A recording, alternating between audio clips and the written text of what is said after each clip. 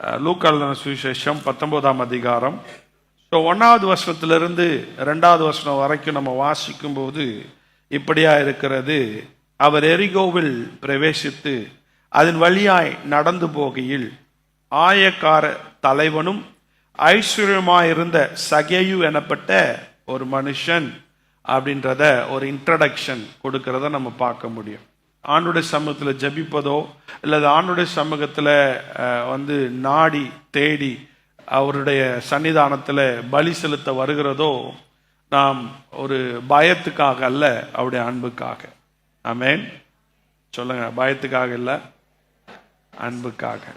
ஆமேன். எந்த ஒரு உறவும் பயத்தின் அடிப்படையில் செயல்படுமானால் அது உண்மையான உறவு அல்ல. அவர் எரிகோவை கடந்து போகிறார்.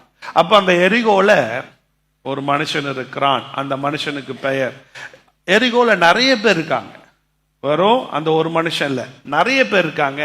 ஆனா இந்த வசனத்துல நம்ம வாசிக்கும் போது அந்த ஒரு மனுஷனை பத்தி நம்ம தியானிக்க போகிறோம். அந்த ஒரு மனுஷனை இயேசு தாயின் கருவில் தோன்றும் முன்னே முன்குறித்திருக்கிறா என்கின்றதை, அல்லது உலக தோற்றத்துக்கு முன்னாடியே அந்த நாளை கர்த்தர் முன்குறித்திருக்கிறார் என்கின்ற அவருடைய விலையேற பெற்ற திட்டத்தை இந்த வசனம் நமக்கு வெளிப்படுத்துகிறதை பார்க்க முடியும். ஆமென்.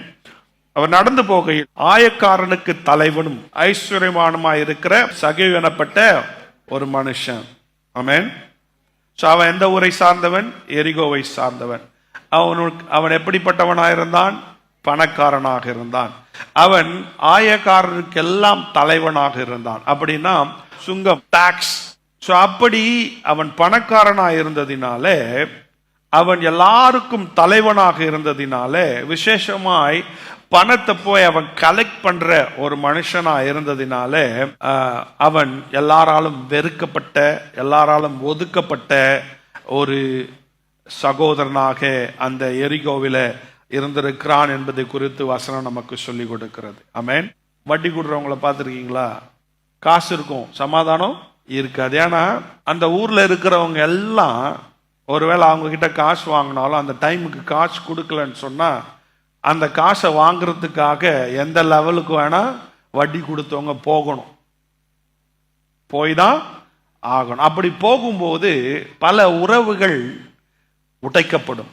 நான் என்ன சொல்றேன்னா, அப்படிப்பட்ட சூழ்நிலையில சகேயு இருக்காரு.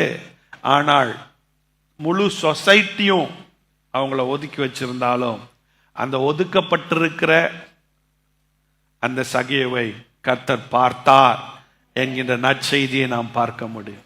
ஆமென். எத்தனை பேர் நம்புறீங்க? என் தேவன் புறக்கணிக்கிறவர் அல்ல, என் தேவன் நம்மை ஏற்றுக்கொள்ளுகிறவர். என் தேவன் நம்மை நியாயம் தீர்க்கிறவர் அல்ல. இயேசுவே என்று சொல்லி அவரை கூப்பிடும் போது என் சத்தத்திற்கு அவர் செவி கொடுக்கிறவர். 3ஆம் வசனத்துல 4வது வசனத்துல நம்ம வாசிக்கும் போது இயேசு எப்படிப்பட்டவரோ என்று அவரை பார்க்க வகை தேடினான். அவன் குள்ளனானபடினாலே ஜனக்கூட்டத்தில் அவரை பார்க்க கூடாமல் அவன் போகிற வழியில் முன்னாக ஓடி அவரை பார்க்கும்படி ஒரு காட்டத்தி மரத்தில், நோ சான்ஸ். நல்ல கோடீஸ்வரன், நல்ல பணம் வச்சிருக்கவங்க ஒரு ரோட்ல ஓடுவாங்களா? கிரவுண்ட்ல வேணா ஓடுவாங்க. ஏன்னா அவங்க சாப்பிட்ட சாப்பாடு ஜீரணம் ஆகல, சுகர் இருக்கு, பல வியாதி இருக்கு அப்படின்னா கிரவுண்ட்ல ஓடுவாங்க. ரோட்ல எந்த காரணத்துக்காக ஓட மாட்டாங்க. எவ்வளவு அவசரமா இருந்தாலும் அது அவங்களுக்கு ஒரு மரியாதை, ஒரு குறைவா.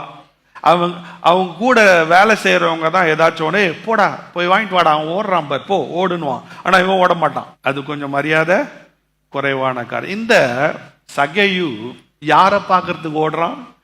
இயேசுவை பார்ப்பதுக்கு ஓடுறான். 3ஆம் வசனம் சொல்ல, அவர் எப்படிப்பட்டவரோ, எல்லாரும் சொல்ல, அவர் எப்படிப்பட்டவரோ என்று கேட்டிருக்கான். நிறைய இயேசுவை பத்தி கேட்டிருக்கான். அவர் இந்த வழியா வராரு அப்படின்றத கேட்டிருக்கான். அப்போ அதை கேட்டுட்டு சரி போ அப்படின்னு விடல, அவர் எப்படிப்பட்டவரோ என்று சொல்லி பார்ப்பதற்கு ஓடுகிறான். டெஸ்பரேஷன் அப்படின்னு நம்ம இங்கிலீஷ்ல சொல்ற வார்த்தை தமிழ்ல அப்படி சொன்னோம் அப்படின்னு சொன்னா ஒரு ஆசை, மிக மிக ஒரு ஆசை, மிக மிக ஒரு விருப்பம் என்னன்னா, இந்த இயேசு எப்படிப்பட்டவர் என்பதை பார்ப்பதற்கு இந்த சகேயு ஓடுகிறதை நாம் பார்க்க முடியும். ஆமென். அப்போ இந்த சகேயுவுக்கு இயேசுவை பார்க்க முடியாத அளவுக்கு பல தடைகள் இருக்கிறது. ஆமென். இந்த வசனம் நமக்கு சொல்லுது, என்ன சொல்லுதுன்னா, முதல்ல ஜன கூட்டம் அதிகமாக இருக்கிறது, அதனால இயேசுவை சகேயுவால பார்க்க முடியாது. ஒண்ணு. ரெண்டாவது, சகேயு ஜன கூட்டமா இருக்கிறதுல சகேயு ரொம்ப உயரமான மனுஷன் இல்ல, ரொம்ப குள்ளமான மனுஷன். இப்போ சரீரத்துல தடை இருக்கு, குள்ளமா இருக்கான், அதனால பார்க்க முடியல. ரெண்டாவது, கூட்டம் அதிகமா இருக்கு, அதனால இயேசுவை பார்க்க ஆசை இருக்கு, ஆனா இயேசுவை பார்க்கறதுக்கு வாய்ப்பு இல்ல. இவனுக்கு பணமும் பெயரும் புகழும் அதிகமா இருந்தாலும் இந்த சகேயுவுக்கு சமாதானம் இல்லை, சந்தோஷம் இல்லை. ஆமென். இப்ப இவைகள் எல்லாம் அவனுக்கு தடையாக இருக்கிறது. இவைகள் எல்லாம் இயேசுவை பார்க்க கூடாதபடிக்கு தடையாக இருக்கிறது. ஆமென். கவனிங்க, இயேசுவை பத்தி நிறைய பேர் சொல்லியிருப்பாங்க. கானா ஒரு கல்யாணத்துல என்ன பண்ணாரு? தண்ணீரை திராட்சரசமாய் மாத்தினார். எஸ்ரேம் தேவாலயத்துல அநேகரை சுகமாக்கினார். இப்படி பல பல சம்பவங்களை அவர் பேசும்போது நிறைய பேருக்கு இந்த இயேசுவை பார்க்கணும்னு ஆசை. கூட்டம் கூடி இருக்கிறாங்க. நிறைய பேர் அந்த கூட்டத்தை பார்த்து என்ன பண்ணிட்டாங்க? பின்மாறி போறாங்க. ஐயோ, இந்த கூட்டத்துல எல்லாம் போய் நின்று அவரை பார்க்கறதுக்கு இயேசுனா இல்ல, ஒருத்தலாம் இல்ல, அந்த அளவுக்குலாம் நான் என்ன பண்ணணும், கஷ்டப்படணும்னு அவசியம் இல்லைன்னு சொல்லி பின்மாறி போறாங்க. ஆனா சகேயு முன்னேறி போகிறான். அல்லேலூயா.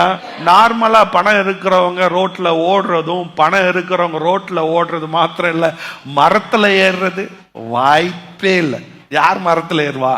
யாருங்க மரத்துல ஏறுவா? நல்ல ஒரு பிரிஸ்டேஜா இருக்கிற, நல்ல ஒரு செல்வாக்கா இருக்கிற, நல்ல பணம் இருக்கிறவங்க மரத்துல ஏறுவாங்களா? சகேயு பல வெட்கப்பட்டு போனாலும் நான் இயேசுவை பார்ப்பேன். நீங்க உங்க வாழ்க்கையை அனுபவிச்சிருக்கீங்களா? எல்லாம் இருக்கு, வீட்டுல எல்லாம் இருக்கு, ஆனா சமாதானம் இல்லை. சமாதானத்தின் காரணர் தான் சமாதானத்தை கொடுக்கும். அல்லேலூயா. உலகம் கொடுக்கிற சமாதானம் கொஞ்சம் கவனிங்க, it comes with a vengeance. உலகம் கொடுக்கிற சமாதானம் இட்ஸ் a temporary. அந்த சமாதானம் வரும் போகும். ஆனால் எல்லா சூழ்நிலையிலும் சமாதானமாய் இருப்பதற்கான வழி இயேசுவாக இருக்கிறார். எரேமியா தீர்க்கதரிசன புஸ்தகம் 29வது அதிகாரம் 13ஆம் வசனம் இப்படியாய் சொல்லுகிற ஒருத்தர் வாசிங்க. உங்கள் முழு இருதயத்தோடும் என்னை தேடினீர்களானால், உங்க முழு இருதயத்தோடு தேடினீர்களானால் அவரை கண்டுபிடிப்பீர்கள். ஆமென். அல்லேலூயா. எத்தனை பேர் காலையில முழு இருதயத்தோடு ஆராதிக்கிறீங்க? எத்தனை பேர் சபைக்கு முழு இருதயத்தோடு இயேசுவை தேடி வந்திருக்கீங்க? முழு இருதயத்தோடு தேடுகிறவர்கள் இயேசுவை கண்டுபிடிப்பார்கள். ஆமென். இப்போ சபைக்கு வர்றதுக்கு முன்னாடி பல தடைகள் வந்திருக்கு. ஒரு சிலர் பாதியிலே போயிருக்கிறவங்களும் இருக்காங்க. ஆனால் இந்த இயேசுவை, இந்த ஜீவனுள்ள தேவனை, இந்த திரியேக தேவனை நாம் முழு உள்ளத்தோடு தேடும் போது அவரை நாம் கண்டுகொள்ள முடியும். நாம் அவரை கண்டுகொள்ளும் போது நாம் அவரிலும் அவர் என்னிலும் நாம் வாழ்கிற அந்த உறவில மேலான சமாதானத்தை கர்த்தர் கொடுக்கிறார். ஆமென். அல்லேலூயா. சத்தம் அல்லேலூயா சொல்லுங்களேன். அதனால இந்த வருஷத்துல நாம் முதல் வாரத்துல வந்திருக்கிறோம். கர்த்தர் நம்மோடு கூட பிரதானமாய் பேசுகிற காரியம், சொசைட்டி நம்மளை கைவிடலாம், நம்ம கூட இருக்கிறவங்க நம்ம கைவிடலாம், உன்னை தெரிந்து கொண்டவர், உன்னை வேர் பிரித்தவர், உன்னை உலக தோற்றத்துக்கு முன்னாடியே முன்குறித்தவர் உன்னை தேடி வந்திருக்கிறார், உன்னை கைவிட மாட்டார். அப்ப அவரை நீ முழு இருதயத்தோடு தேடு. அவரிடத்துல வரும்போது மகிழ்ச்சியாய் வா, அவரிடத்துல வந்து மகிழ்ச்சியாய் ஆராதனை செய். உன்னை சுற்றிலும் போராட்டங்கள், பிரச்சனைகள், வியாதிகள், பலவிதமான இழப்புகள் உன்னை சூழ்ந்திருக்கலாம். ஒருவேளை அது மாறுமான்னு தெரியாது. ஜெபித்தும் ஜெபித்தும் ஒரு சில காரியங்கள் மாறலாம், ஒரு சில காரியங்கள் மாறுறதுக்கு வாய்ப்பே இல்லை. ஏன்னா கர்த்தர் மாத்துறது மாறும், கர்த்தர் மாத்த வேணாம் நினைக்கிறது மாறாது. ஆனால் அதன் மத்தியில கர்த்தருடைய கரம் உன்னை நடத்தும். நீங்கள், நான் மற்றவருடைய பார்வையில முட்டாளா இருந்தோம். இப்போ இயேசுவை அறிகிற அறிவிற்காக இந்த பணக்காரனாக இருக்கிற ஸ்டேட்டஸ்ல உயர்வா இருக்கிற இந்த சகேயு மற்றவர்கள் மத்தியில நம்ம பாஷையில சொன்னா ஒரு வெக்கமாக, யார் ஓடுவாங்க? பணம் வச்சிருக்கவங்க என்ன சொல்லுவாங்க? பைத்தியக்காரன், இவ்வளோ காசு வச்சிருக்கிறான், இவ்வளோ செல்வாகா இருக்கான் அப்படின்னு அசிங்கமா ஒரு மனுஷர்கள் பேசும்போது கூட அதை அவன் பொருட்படுத்தாம அவன் ஓடுறான். ஸோ இயேசுவுக்காக எந்த இடங்கள்லாம் நீங்க வெக்கப்பட்டிருக்கிறீங்க? இப்போ இயேசுவை சுமந்து போகும்போது உங்களை கிறிஸ்தவங்க அப்படின்னு சொல்றாங்கன்னு சொன்னா அது உங்களுக்கு வெக்கமா இருக்கா? இல்ல நீங்க வேலை செய்யற இடத்துல ஒரு கிறிஸ்தவன் அப்படின்னு சொல்லி நீங்க பெருமை பாராட்டுங்கன்னு சொல்லல. நான் கிறிஸ்தவன் சொன்னா என்ன கிண்டல் பண்ணுவாங்க, நான் இயேசுவின் பிள்ளைன்னு சொன்னா அது ஒரு ஸ்டேட்டஸா இருக்காது. அது அது அந்தந்த ஏரியாவுக்கு ஏற்ற மாதிரி உங்களை மாத்திக்கிறீங்களா? இல்ல காலேஜ்ல நீங்க போகிற வேலை ஸ்தலத்துல கிறிஸ்தவங்கன்னா அவங்கள ஒதுக்கி வச்சிருவாங்க. அப்படி ஒரு வேலை ஒரு சிலருக்கு பயம்னா கிறிஸ்தவன் சொன்னா சாட்சியா வாழணுமே, நான் இருக்கிற இடத்துல சாட்சியாகிட்ட சாட்சி இல்லையே. ஆண்டவர்கிட்ட கேளுங்க, ஆண்டவரே உமக்காய் நான் வெக்கப்பட்டாலும் பரவாயில்ல, சகேயுவை போல நான் உம்மை தெரிந்து கொள்ள வேண்டும், மற்றவர்களுக்கு உம்மை தெரியப்படுத்த வேண்டும். ஆமென், அல்லேலூயா, ஆமென். சொல்லுங்க, என்னை இந்த பூமியில ஒன்னும் ஒன்னும் ஒன்னும் திருப்தி ஆக்காது. ஆமென். என்னை திருப்தி ஆக்குகிறவர் என் தேவனாகிய கர்த்தர். அல்லேலூயா. உங்க பிள்ளைங்க உங்களை திருப்தி ஆக்க முடியாது. 3வது பாயிண்ட், 5ஆம் வசனம், 6ஆம் வசனம், 7ஆம் வசனத்தை நம்ம வாசிக்கும் போது, இயேசு அந்த இடத்தில் வந்தபோது அண்ணாந்து பார்த்து அவனை கண்டு, சகேயுவே நீ சீக்கிரம் இறங்கி வா, இன்றைக்கு நான் உன் வீட்டில தங்குவேன் என்றார். ஆமென். எல்லாத்தையும் விட்டு ஓடினான், முழு உள்ளத்தோடு ஓடினான், யாரை பத்தியும் கவலைப்படல. ஆயிரங்கள் லட்சங்கள் இருக்கும்போது சகேயுவை கர்த்தர் அண்ணாந்து பார்த்தார். அல்லேலூயா. என்னையும் பாப்பாரா அப்படின்னு ஜனங்கள் ஒதுக்கி வச்சிருந்த நிறைய பேர் யோசிச்சாங்க, இயேசு என்னதான் பார்ப்பார், இயேசு என்னதான் பார்ப்பார், நான் தான் தாராளமா உதவி செய்யறவன், இந்த ஊர்லயே என் பேரு தான் நல்ல பேரு. அப்போ யார் நல்ல பேர் இருக்கா? ஒரு ரிலிஜியஸா யோசிக்கிறவங்க எப்படி யோசிப்பாங்க?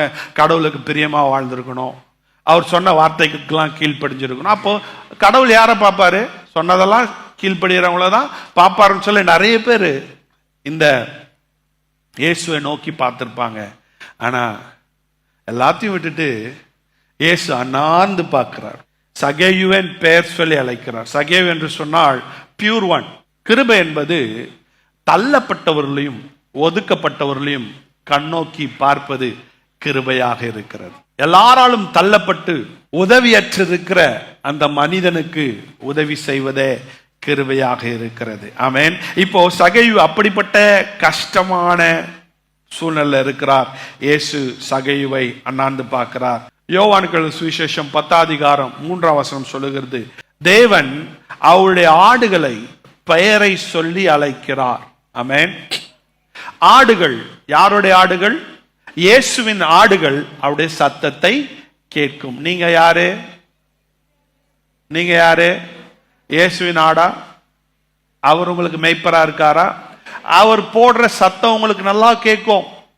இந்த உலகத்துல எத்தனை பேரு எத்தனை விதமான சத்தங்கள் உங்களை வஞ்சிப்பதற்காக, ஓநாய்களும் உங்களை வஞ்சிப்பதற்காக பலவிதமான முயற்சிகள் உங்க பக்கமா வந்தாலும் உங்க மேய்ப்பன் சொல்ற சத்தம் உங்களுக்கு நல்லா கேட்கும்.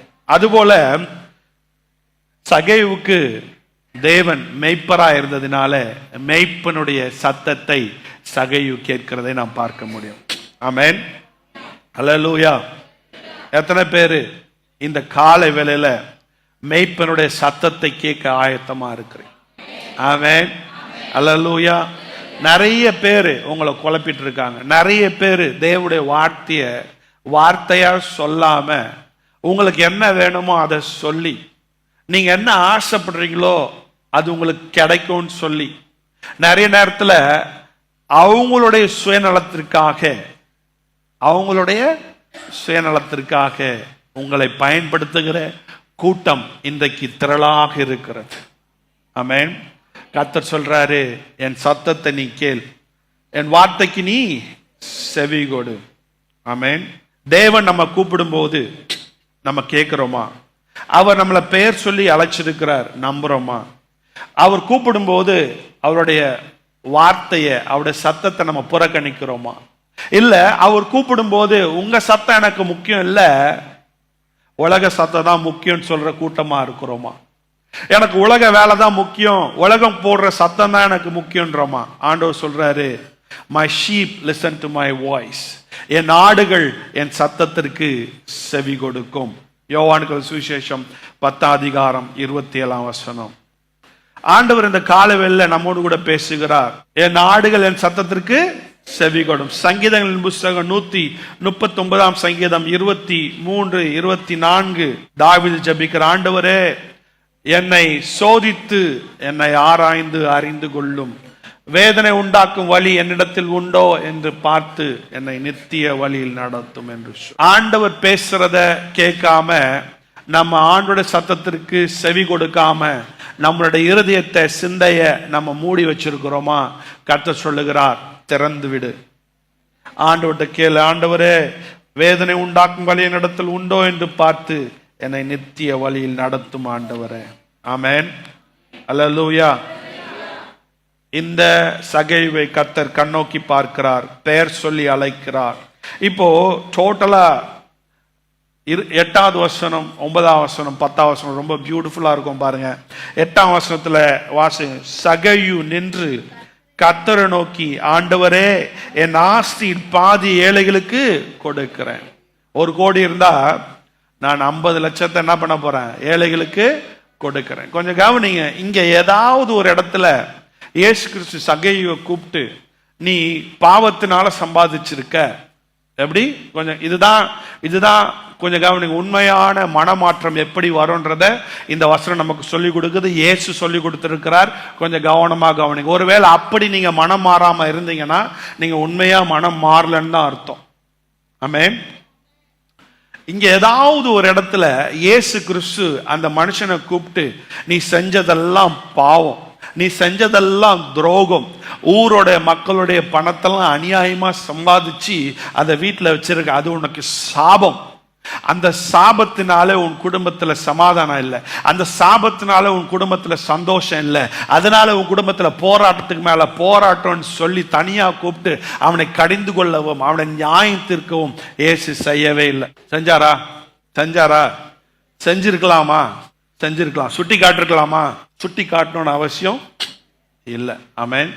இயேசுவை நான் அறிந்து கொள்ள வேண்டும் என்கின்ற அந்த தாகம், அந்த பசி எனக்குள் இருக்கும்போது, அவரை குறித்து நான் தெரிந்து கொள்ள, அவரை குறித்து நான் புரிந்து கொள்ளும் போது, என்னை யாரும் கன்விக்ஷன் பண்ணி, என்னை யாரும் ஜட்ஜ்மெண்ட் பண்ணி, என்னை ஃபோர்ஸ் பண்ணி மாறுங்கன்னு சொல்லணும்னு அவசியம் இல்லை.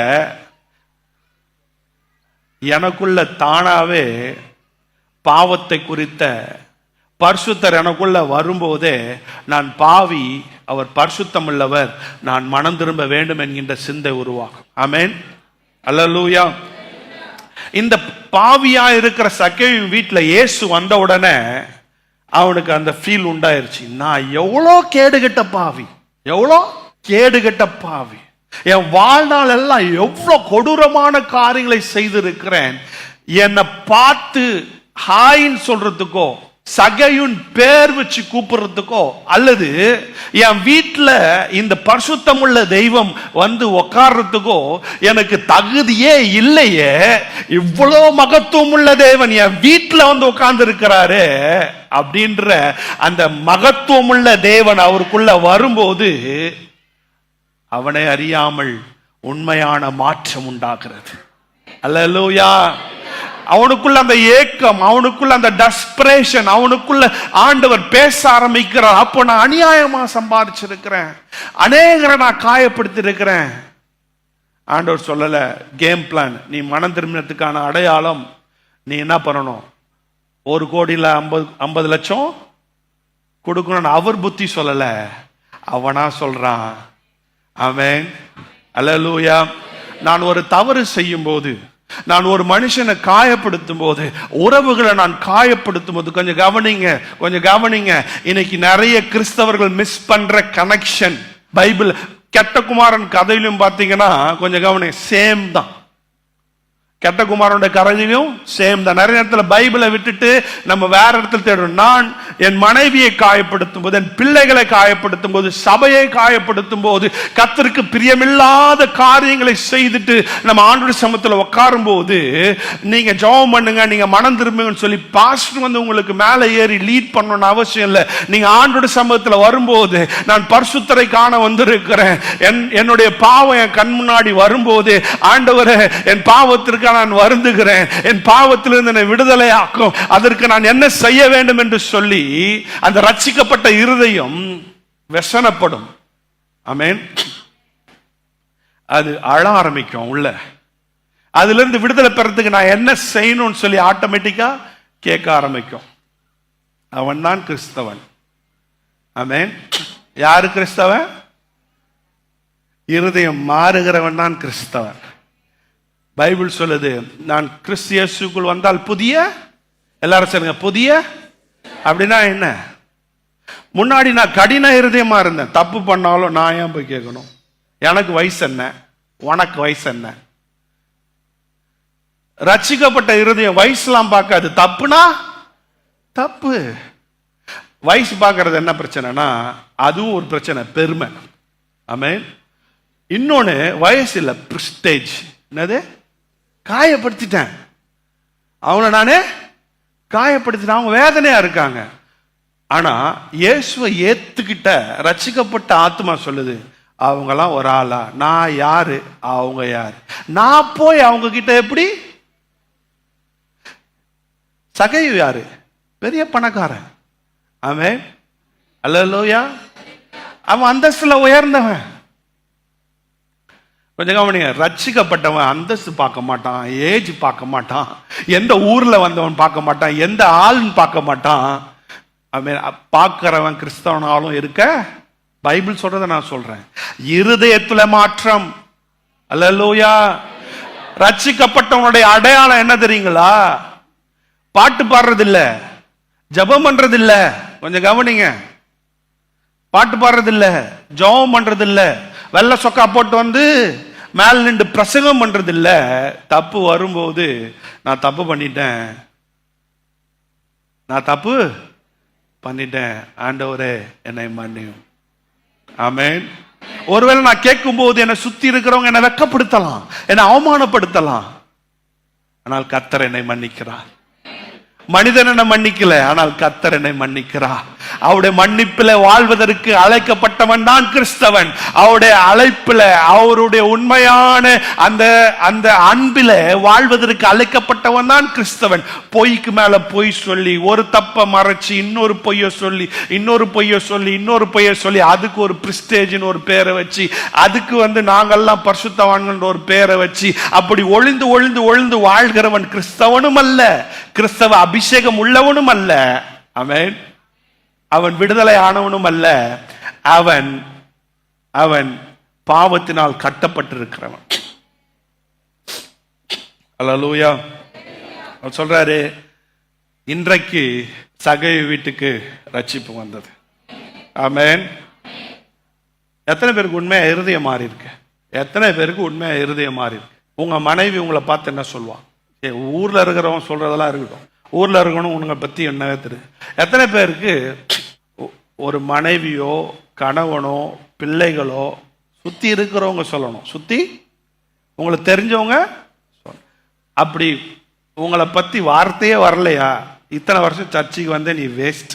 உன்னை பலவீனப்படுத்துறதுக்காக சொல்லலை, உங்களை காயப்படுத்துறதுக்காக சொல்ல. பரலோகம் கிடைக்கும்னு சொல்லி, நான் பரலோக வாசின்னு சொல்லி உன்னை நீயே ஏமாத்திக்காத.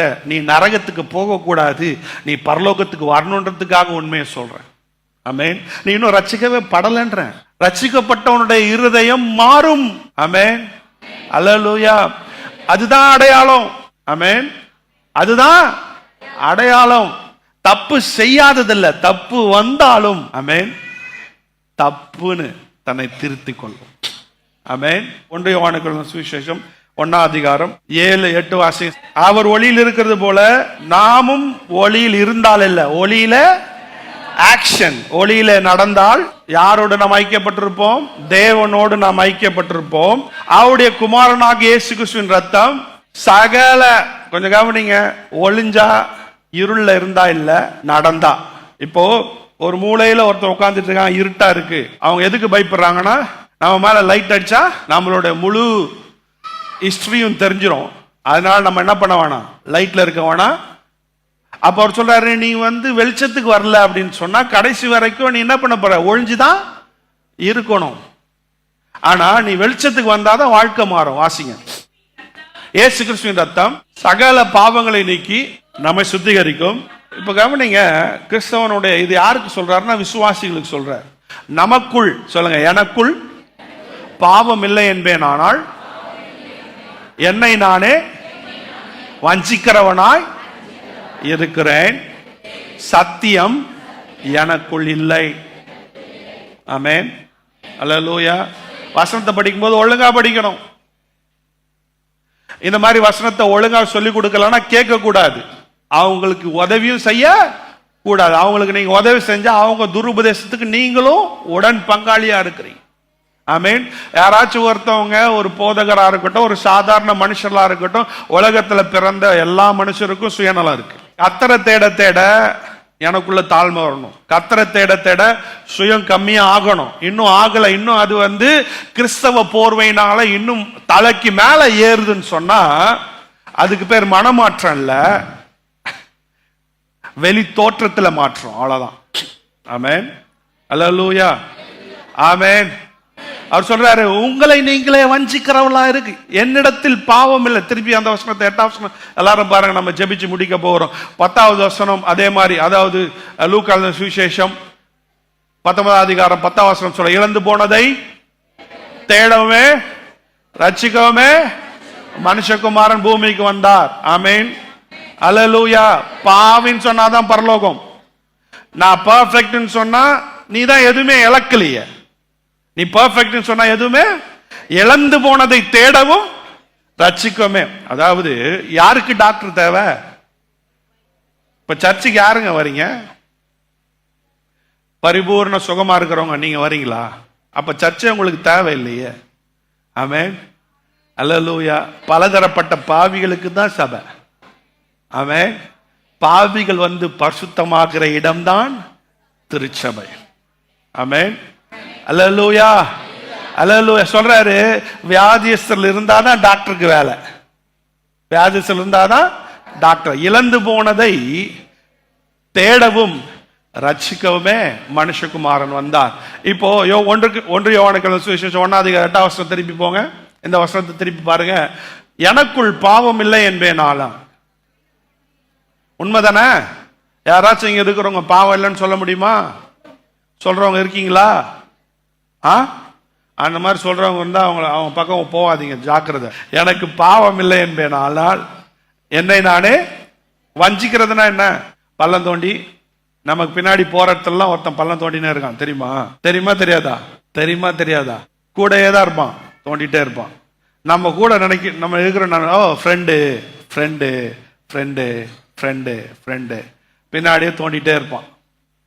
நம்ம நினைக்கிறது ஃப்ரெண்டு, ஆனா அந்த ஃப்ரெண்டு நமக்கு பின்னாடி பெருசா தோண்டிட்டே இருக்கான். அதே மாதிரி ஒரு பறவையோ இல்ல ஒரு மிருகத்தை பிடிக்கணும்னா அதுக்கு என்ன தேவையோ, அதுக்கு என்ன பிடிக்குமோ அதை நம்ம தூவி விடும்போது, அதை நம்ம போடும்போது அது பறவை அந்த அரிசியோ அல்லது தானிய வகைகளோ நல்லா டேஸ்டா இருக்கும்னு உட்காரும்போது அதுல இருக்க வலை தெரியாது. அந்த மாதிரி நமக்கு நல்லதுன்னு நினைக்கும், ஆனா நமக்கு பின்னாடி என்ன வருது?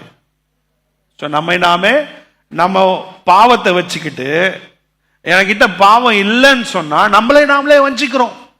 யாருக்கு யார் பள்ளம் தோன்றா? சொல்லுங்க, எனக்கு நானே. சொல்லுங்க, எனக்கு நானே. என் பிள்ளைங்களுக்கு நானே. உங்க பிள்ளைங்களுக்கு அப்பா, உங்க அப்பா மிஸ்டர் பர்ஃபெக்ட் இல்ல. அம்மா, நம்ம பிள்ளைங்க கிட்ட போனை நோண்டிட்டு ஓடி போய் உள்ள வச்சா பிள்ளைங்களுக்கு தெரியாதா? மிஸ்டர் பர்ஃபெக்ட் மாதிரி பேசாத, மிஸ்டர் பர்ஃபெக்ட் மாதிரி பேசாத. நானும் பாவத்தில் இருக்கேன், நீயும் பாவத்தில் இருக்க. நம்ம எல்லாரும் சேர்ந்து ஆண்டவரை கூப்பிடுவோம். நான் எப்படி அப்பாவா இருக்கிறேன், நான் எப்படி அம்மாவா இருக்கிறேன்? கர்த்தர் உனக்குள்ள இருந்தா, கர்த்தருடைய அபிஷேகம் உனக்குள்ள இருந்தா, கொஞ்சம் கவனிங்க, உலக ஞானமோ உலகம் சொல்லி கொடுத்த மாதிரி பிள்ளைகளை வளர்த்தீங்கன்னா கடைசி வரைக்கும் அவங்க ஆண்டவரை தெரிஞ்சுப்பாங்களான்னு தெரியாது. ஆமென். எனக்குள்ள மாம்சம் இருக்கு, என்னையும் போன் என்ன பண்ணுது, உங்களை இழுக்கிற மாதிரி என்னையும் போன் இழுக்குது. தேவையில்லாத ஸ்டேட்டஸை போட சொல்லுது, தேவையில்லாததை பார்க்க சொல்லுது, தேவையில்லாத லைக் கொடுக்க சொல்லுது. ஒரு நாளைக்கு 2 மணி நேரம் தேவையில்லாம நானும் வேஸ்ட் பண்றேன். அம்மா நீ வா, பொண்ணை கூப்பிட்டு உட்கார வச்சு, அம்மா உனக்கு என்ன கஷ்டம் சொல்லு, நான் 2 மணி நேரம் போன்ல இருந்துட்டேன், நான் 1 மணி நேரம் போன்ல இருந்துட்டேன், நான் தேவைக்கூடாத பார்த்துட்டு 2 பேரும் உட்காந்து ப்ரேயர் பண்ணா உங்க பொண்ணு உன்னை மதிக்கும், உன் பையன் உன்னை மதிப்பாங்க. நீங்க தான் அவங்களுக்கு முன்மாதிரி. ஆமென். என்னிடத்தில் பாவம் இல்லை என்று சொல்லும் போது உங்களை நீங்களே வஞ்சிக்கிறவள. எனக்கு பெருமையா இருக்கு. ஒரு பிள்ளைங்களுக்கு தெரியும் நீங்க எங்க பெருமையா பண்றீங்க, எங்க ஓர வஞ்சனையா பண்றீங்கன்னா பிள்ளைங்களுக்கு தெரியும். அம்மா எனக்கு இதெல்லாம் இருக்கு, பிரேயர் பண்ணு. அப்பா எனக்கு இதெல்லாம் இருக்கு, பிரேயர் பண்ணு.